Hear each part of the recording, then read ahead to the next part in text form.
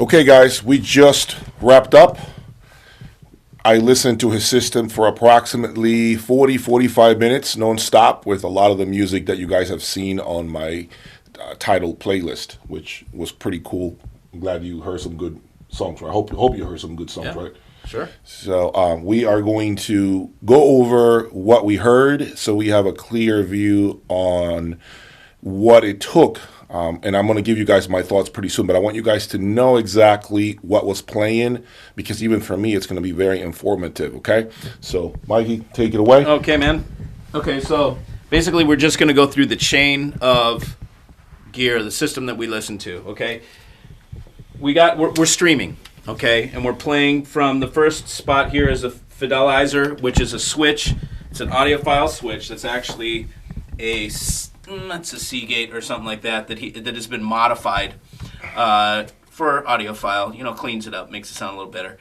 Now we go from here with the Ethernet to the server here, which is one that I made.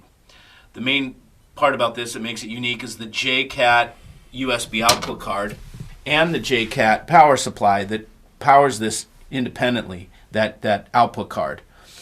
That goes out of the server USB to the playback designs. This is a Stream IF, they call it.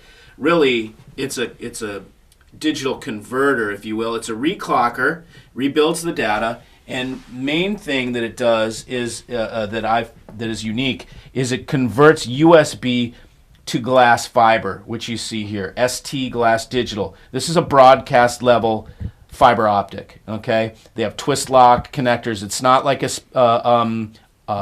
toss link that's all loose in the hole. These have stainless steel twist lock attachments on the back. So this means that once you come out with your pure signal, there's no chance of RF or EMI getting on this stream, the data stream, as you bring it to the DAC. So it brings the pristine signal is protected on the way to the DAC. We come out of the DAC. On the DAC, I've got this Puritan audio. These are grounding from the signal ground to a ground block. Then you see the power cord, Veristar cables. We go out of here analog, of course. This is the Playback Designs MPD-8 DAC. It's a DSD DAC, so it's a single bit DAC. It pops out of here analog and goes down to what you see below here, which is a custom build 11 stereo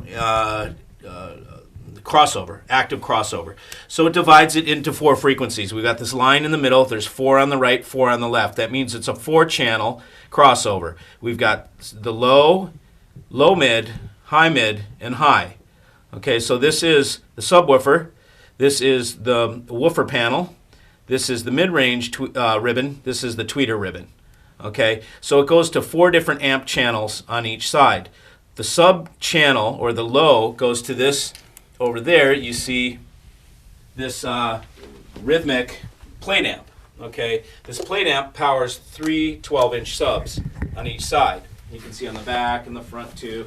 There's got 1 reversed and then 2 firing forward. That's to equalize the pressure in the room. If I have them all facing forward, we've got all forward pressure. This actually helps equalize the pressure in the room. The low mid and the mid range, or the low mid and the high mid, we should say, are both taken care of right here with the Jeff Rowland 625 S2, which powers the main panel here, and our mid-range tweeter. Or I'm sorry, mid-range ribbon. So this is Jeff Rowland, these two. And then this tweeter, which is a Magnapan tweeter that I have put there. This is a custom baffle that I made. And that is for this Nat Audio Magma New. So this powers the tweeter from 2,000 hertz and up. And then these are analysis audio ribbons that are made, are these planar magnetic speakers made in Greece. I added this because the analysis, the way it was, didn't quite go out to 20 as much as I wanted. It started to roll off at 15. So this is a custom piece that I put on to make it just only down 3 B at 20. It was down 10 dB at 20 before I had to fix that. And then on back, if you go up there, you'll see the Townsend Super Tweeter. That points straight up into the ceiling. That gives us a little top end, sizzle, a little presence, and kind of finishes it all off. and makes everything, makes it a lot flatter on top in the room here. Okay. The walls that we're looking at here, whoops, this is a layer of natural wool. So I have, it's 16th inch, I believe. I can't remember if it's 16th or 8th, but anyways, they came as rolls of fabric, and it's felt, so it's rolls of material. Those are, wallpapered onto the wall that gives the softness that helps to stop slap echo. And then the walls are double walls. I've got OSB and sheetrock. So I did 5/8 OSB, or 3/8 OSB, and then 3/8 sheetrock. So it's doubled up walls in the ceilings and everything. So everything's doubled up. And then I've got some tube traps here, and in the corners, and then some. These just, those the little foam things probably do nothing.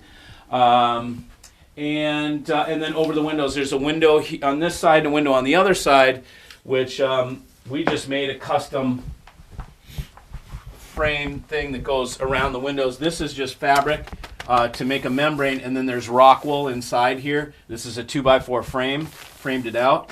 So that helps keep any noise from outside from coming in here if the car goes by or whatever, and it keeps the windows from resonating along with the stereo.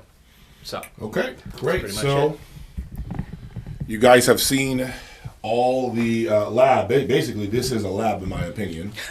Okay, you should be naming yourself OCD Mike's Lab, because I got to be honest here. I've seen. We can count. We got 3 pieces running right there. Yeah. The bottom pieces are on too. This is powering these are the power supplies. So this is a Keysys power supply for the server and for the fiddleizer, and then this is a JCat for the sound card, and then I've got this being powered. I can't remember. I have another power supply somewhere.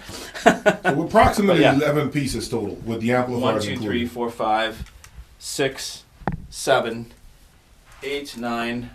The other side, 11. 10, 11. Yeah. 11 pieces overall, Yeah. right? Basically, the system is 11 pieces, not counting the speakers. Yes. Just in electronics, 11 pieces, because you're not using a preamplifier, you're using your DAC straight into Correct. The idea behind this rig is not simplicity. That's not what I was after. Okay. What I'm after with this rig is the best possible sonic, the most efficient use of amplifiers.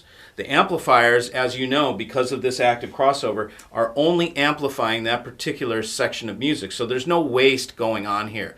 In a normal rig, if you have one amp and one speaker with a passive crossover, you're bleeding off all the frequencies that you don't want for that driver into heat. So it's waste. In this way, you don't waste any. You're only amplifying what that particular driver needs, and so the amp and the whole rig is optimized in every way.